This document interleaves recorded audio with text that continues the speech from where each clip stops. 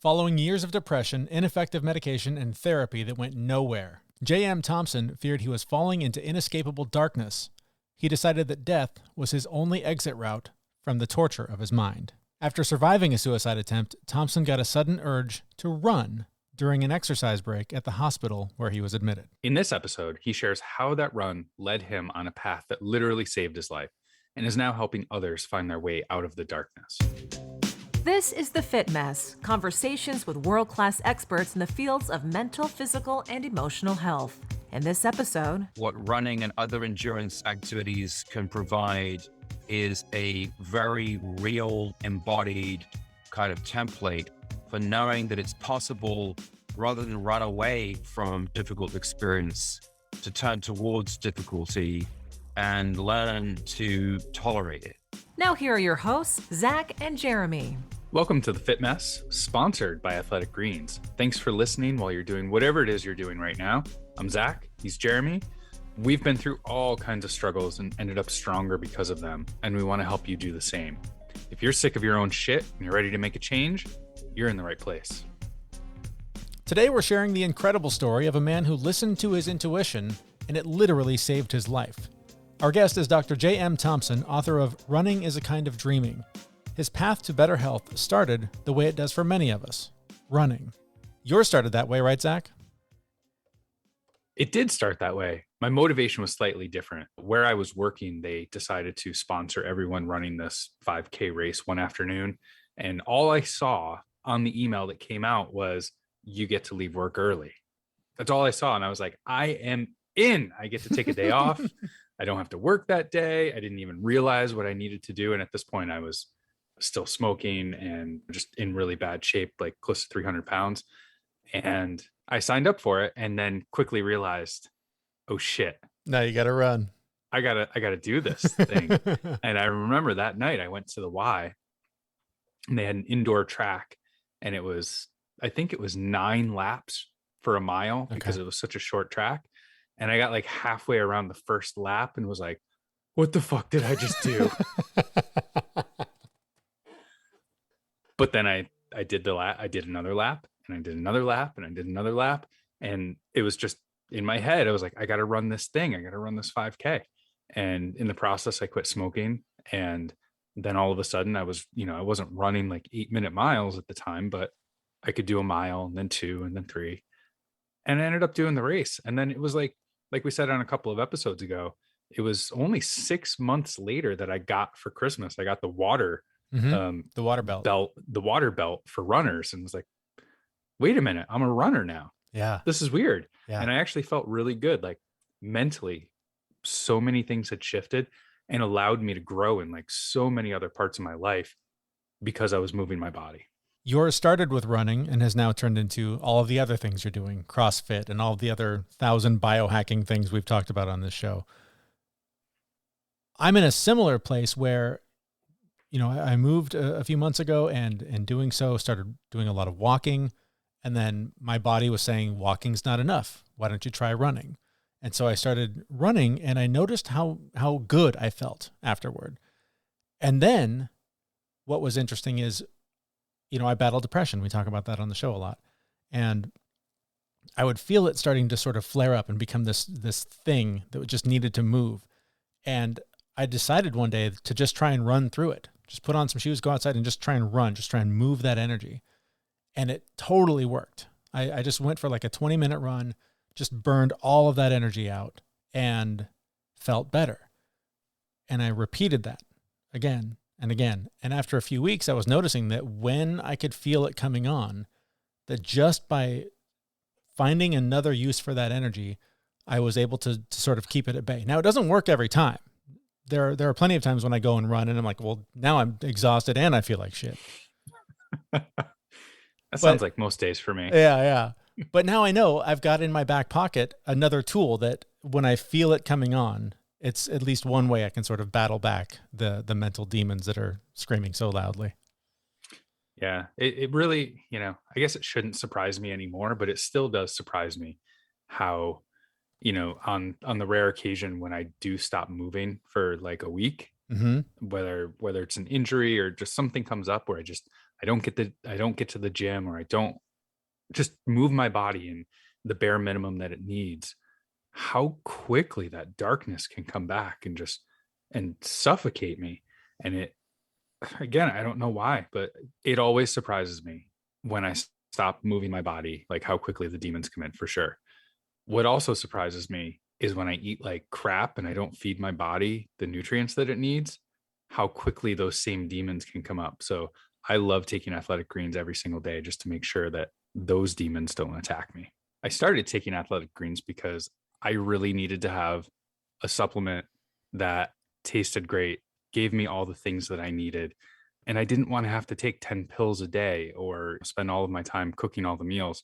I try and get my nutrients from food, but let's face it, we don't get everything we need every day from food. So athletic greens was a great solution for me. It tastes great, gives me everything I need for more energy, better gut health, optimized immune system. It has less than a gram of sugar, and there's no nasty chemicals or artificial anything, and it actually does taste good. And for what you get, it's less than $3 a day. And right now is the time to incorporate better health, and Athletic Greens is a perfect start. To make it easy, Athletic Greens is going to give you a free 1-year supply of immune-supporting vitamin D and 5 free travel packs with your first purchase. All you have to do is visit athleticgreens.com/fitmess. Again, that's athleticgreens.com/fitmess to take ownership over your health and pick up the ultimate daily nutritional insurance. That link will be on the show notes, and it's plastered all over our website at thefitmess.com. So we've shared how we've used running or just moving our bodies in ways to help battle not only physical fitness challenges, but mental challenges as well. That's why I was excited to read the book, Running is a Kind of Dreaming. It is written by Dr. J.M. Thompson. In it, he shares just a remarkable story about his own battle with depression and a suicide attempt. And I recently got to talk to him about his story and the moment he heard something from inside him telling him to run before it's too late. This is back in February of 2005. So in the wake of untreated child trauma and many years of kind of cyclical depression, which really kind of unraveled in my late 20s, early 30s, I became suicidal. I attempted suicide. I was hospitalized in San Francisco in a locked psychiatric unit. One day, the staff took myself and my fellow patients up to the rooftop basketball court for some exercise. I knew that in a few short minutes, I was going to be back down below, essentially incarcerated for my own safety, when this impulse seized me to move my body, to run. And I did. That's what I did. I started to sprint back and forth on the basketball court. And after many, many months of being really horrifically immobilized by very severe depression, I'd felt some sort of spark of aliveness in that moment. Of course, it was a long path towards recovery from there, but it did, there was some sort of glimmer of light in the midst of what seemed sort of inescapable darkness at that point. So let's talk a little bit about the origin of that darkness. Tell me where the root of that depression came from. Well, sure. So I grew up in a family affected by severe mental illness. So my mother coped with bipolar disorder and periods of psychosis. My father with severe depression. That happened really at the same time in my teens, which, as you might imagine, was confusing to say the least for a 14-year-old in England at that time. No one talked about mental health or depression. I was really on my own with incomprehensible experiences. Also incomprehensible, very difficult feelings on the inside that I coped with for years by essentially trying to ignore those feelings or self-medicating them through drugs and alcohol. Yeah, it turns out that if you try and run away from difficult feelings or traumatic memories, that works, as they say, until it doesn't work. And at a certain point, I sort of had nowhere left to run, and I was stuck with really intolerable feelings, hence the kind of process that wound me up in the hospital, and the recovery process that slowly began from there. So I'm curious about that recovery process up until running. I understand medication, a bunch of things were tried to combat it, and those didn't work so well. That was my experience. And I want to be clear that psychotherapy, of course, it can be helpful. Psychiatric medication can be helpful. I'm a clinical psychologist now. I'm a psychotherapist. And there's certain kinds of therapy that have been developed especially recently, for traumatic experience that really can be helpful. My experience at the time, all those years ago, was that whatever I was getting was not really getting to the kind of emotional core of the experiences I'd endured as a child and young person. Running, I stumbled upon, and what that provided, looking back, the book goes into this story. It's a kind of narrative. It's very much a narrative driven book. What running provided me was a way of kind of bypassing the thinking mind and getting into into my body and accessing psychological states and emotional states that helped me kind of really reorganize myself emotionally and ultimately come to terms with the traumatic experiences that I'd grown up with when I was younger. I had something similar. My sort of wellness journey, if you will, started on a bike. I was trying to treat some knee issues I had. I got on a bike and was pedaling just to try and deal with my knees. And I found that sort of just need to be in the moment to survive really drove me into meditation. It drove me to a much deeper association with physical fitness or physical exercise and emotional health. What is it about running or biking? What is it about these sort of endurance performance athletics that does unlock that in our brains and help us treat those illnesses? Well, I think it's working on a number of levels. So I think the experience of depression, trauma, anxiety, there's many levels to this, but one core aspect is it's quite challenging to stay in the here and now. The mind tends to either be preoccupied with feelings or memories from something that happened before, or thoughts or anticipations about the something dreadful on the horizon. When you're running or biking or swimming or climbing or dancing or whatever the medium is, yoga, meditation, it's a sensory way of coming into right now. So that's one piece. Another piece of this, which is important, I would want listeners, viewers to know, is the experience of trauma or depression is of a kind of loss of predictability in experience, right? It's a feeling of kind of losing control of your moods and your kind of sense of where you are in the world. What especially experiences like running provide is a way of kind of creating a sort of predictability and experience, right? It's very simple on one level, right, left, right, left, right, left. On the other hand, at the same time, you are creating new connections internally within parts of the brain that support mood and memory in a positive way. You're also, it's important to people coping with depression, where the tendency can be to isolate and kind of feel paralyzed. You're doing the opposite of that. You're getting outside, you're moving forward. And that literal forward movement can end up being a sort of impetus for forward movement in a broader sense, forward movement in your actual life, not just on the trail or track. Part of my runs lately, I've noticed midway through, before the sort of runner's high kicks in or whatever, there is this message, I guess, sense of this is hard and I'm getting through it. And just sort of the practice of doing that, I'm able to then attach to depression. That's also hard. And if I can get through this, I can get through that. Is there sort of an element of that, or am I making that up? Well, I think that what running and other endurance activities can provide is a very real, embodied kind of template for knowing that it's possible, rather than run away from difficult experience, to turn towards difficulty and learn to tolerate it. Certainly that would also be the through line with meditation. The point of meditation is to allow what emerges in consciousness without either attaching to it too much or wishing it to go away, right? Being with experience. Certainly there's a through line that one exercise, running, other forms of exercise can provide. And I talk about my experience in the book is a way of turning towards difficulty and knowing that it's survivable. In your case, it seems like there was almost an outside voice or something encouraging you to run. For other people, maybe it's CrossFit, lifting heavy things, whatever. Does the method of exercise matter? Does it matter if you're just lifting heavy things in the gym versus going for longer runs or whatever it is? Or does it is it really just the exertion and moving that energy? Certainly, all forms of exercise can be beneficial in many ways.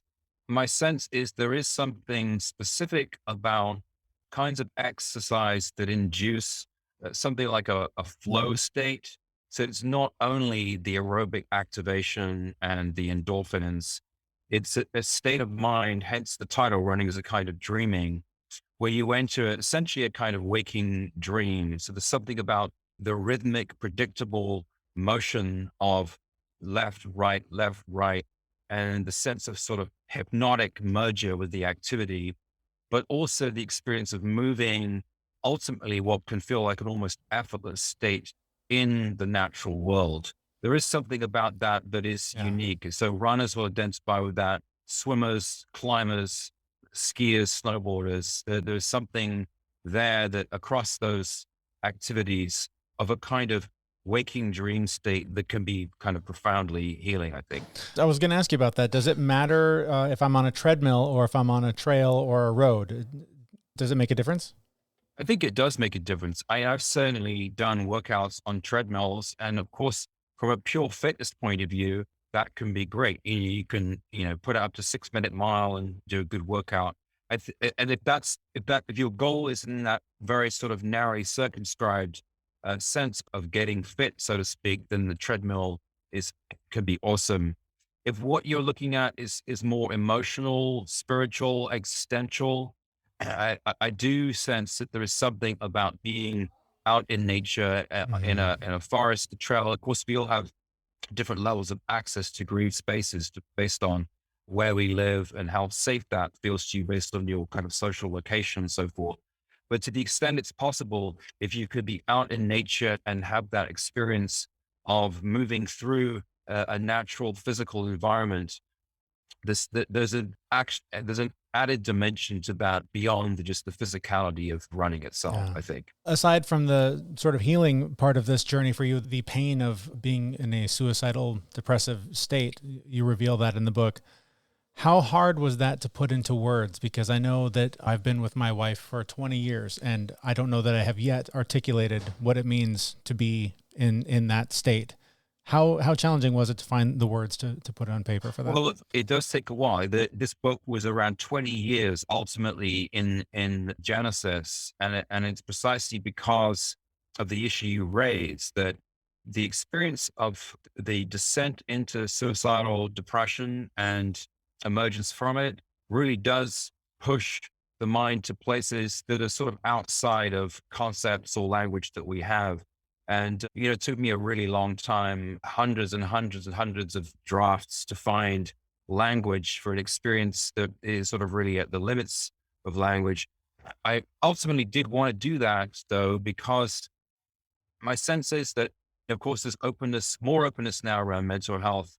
There's still, my sense is a great deal of silence around suicidality, suicide itself in particular, partly because of stigma, but I think also because of the issue raised, that it's really hard to know how to even put that experience into words. My hope is that by doing this for readers, there'll be a sense in kind of going with this journey in me of, going into the abyss of depression and out the other side of a sense, hopefully, of some kind of solace or connection in knowing that if you're going through something now, someone who's going through something now, others have been in this place. There is, in fact, a way of navigating this sort of hell-like mental terrain that is from which there is a pathway towards a recovery and well-being. The trauma that you talk about, and correct me if I'm wrong, I understand that you're currently working with veterans. Correct. Trauma is a tricky thing for me because I grew up with sort of typical garden variety alcoholism in the family trauma as a kid. I have pretty serious issues with depression of my own just from that. And so I always feel guilty when I'm trying to give someone advice about their trauma, when it's much more severe, when it's PTSD, some sort of abuse. How are there levels? Does it matter the trauma in terms of the result of depression?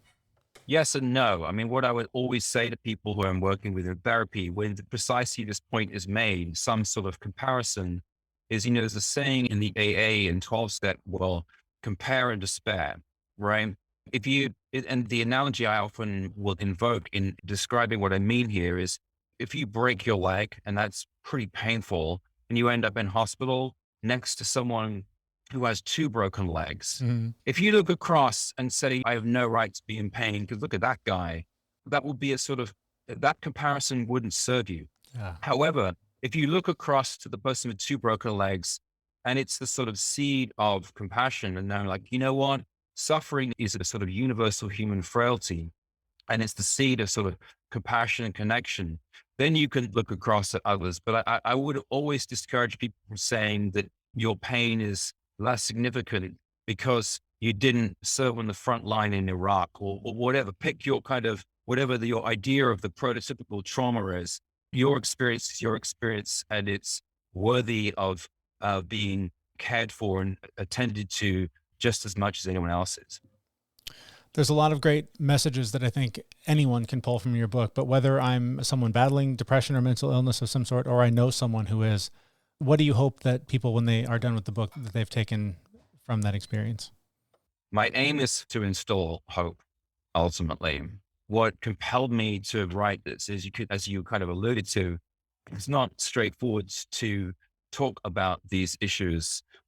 It was a long time in the making. My sense is by giving voice to experiences that were unspeakable and deeply horrific as I went through them and recovered from them, that for the reader embarking on this journey of following the story as I evoke it from the inside, there will be a feeling of hope and solace in knowing that even the worst experiences that are possible, there is some kind of pathway from those experiences towards well-being, and that ultimately I really do have faith in the fundamental human capacity to recover even from our deepest wounds. And that's really what I want.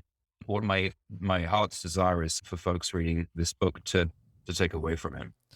If someone is hearing this or they've read your book and they want to start running and they want to take on some sort of an endurance thing to battle their mental illness, how do you start this without hurting yourself, without biting off more than you can chew? What's a simple way to pick up this practice?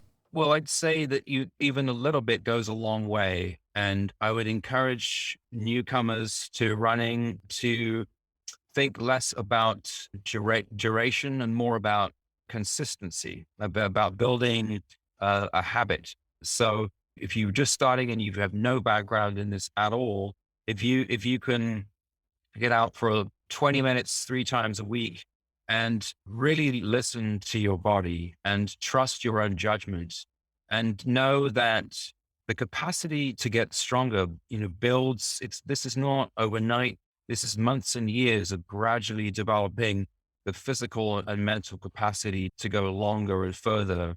And listen to your body, learn to take care of yourself, know that you are ultimately an expert on yourself, and listen to your body's signals and try to become a skilled and attentive reader to what you're hearing. And how much are you running now? Because I'm at about the 20 minutes 3 times a week or so. You're running a lot more than that now. Well, I've done these very long events, including the main experience described in the book, which is running 205 miles nonstop around Lake Tahoe over 96 hours. I haven't done that kind of run for a little while. It's not been many events over the course of the pandemic. A couple of weeks ago, I was back in Tahoe doing a 30-mile run in the Marians, and it was awesome. That's incredible. I hoped one day to reach that point. And I guess sort of just last point, as much as you've done this and from as dark a place you started, how healed are you? Have you beaten it, or is it still a daily battle? No, I mean, in order to have gotten to the point where I felt like I could write this book, I had to have focused for quite a long time on recovery and healing. So the experiences described in the book are primarily things I went through as a teenager. And then the suicidal crisis I went through was really 2005 to 2006. So the subsequent 15 years focused on sobriety, recovery, therapy, a lot of running. I started training as a psychologist, a complete training. And it was only after all of that I sort of allowed myself to look back again and then think that there would be value for others in hearing my story and knowing that recovery is possible. So of course, there are ups and downs in life, but I'm very fortunate and grateful to say now that I have been in long-term remission from serious depression for about 13 years now. That's incredible. Thank you so much for your time, for your story, and for your advice and wisdom. Where can we learn more about you in the book? So the book website is www.runningIsAKindOfDreaming.com. At that website, there's stuff more about the book, a little bit about me.